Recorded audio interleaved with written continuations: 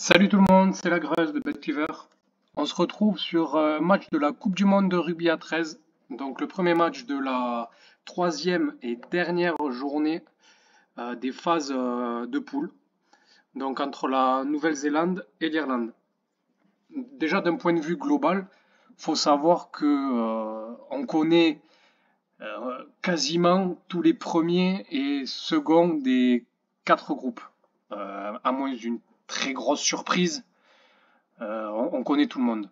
J'ai peut-être un peu d'espoir avec le seul match qui est un peu en jeu entre les Samoa et les Français, mais ça, je pense que c'est parce que je suis plus chauvin qu'autre chose.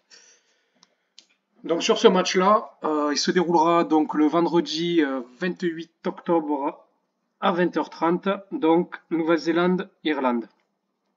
Donc comme pareil comme la dernière fois, j'ai potassé un peu le sujet en off et on va passer directement sur Unibet, donc partenaire de BetCleaver, toujours à rappeler. Donc voilà ce qui est sorti. Nouvelle-Zélande H-42,5 à 1,87. L'over 58,5 à 1,87. Et en fun, les Neo Z H-54. Pourquoi Tout simplement parce que l'Irlande, ils ont fait deux matchs très très bof. C'est sûr, ils gagnent 50 points contre la Jamaïque, mais bon, c'est la Jamaïque.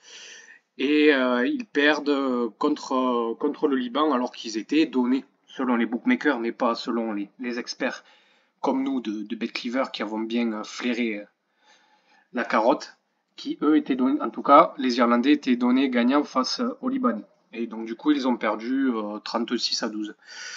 A contrario, la Nouvelle-Zélande, voilà, un grand favori du groupe qui tient son rôle à merveille, qui ont gagné tous leurs matchs. Ils ont fait 34-12, je crois, contre le Liban.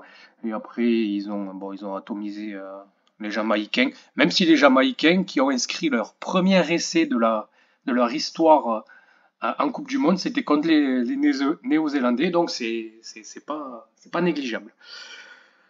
Je pensais pas que la Nouvelle-Zélande allait envoyer à un ou deux joueurs près l'équipe type. Voilà. Il y a tout le monde. Il y a tout le monde et ça veut bien dire qu'ils veulent bien préparer ce match pour la suite de la compétition. Et à contrario, les Irlandais qui eux aussi, ils envoient leur équipe, mais c'est largement en dessous. C'est largement en dessous. Du coup, je voyais l'handicap un peu plus haut que ça pour les Néo-Z. Je l'aurais mis vraiment à H-46, si ce n'est pas 48.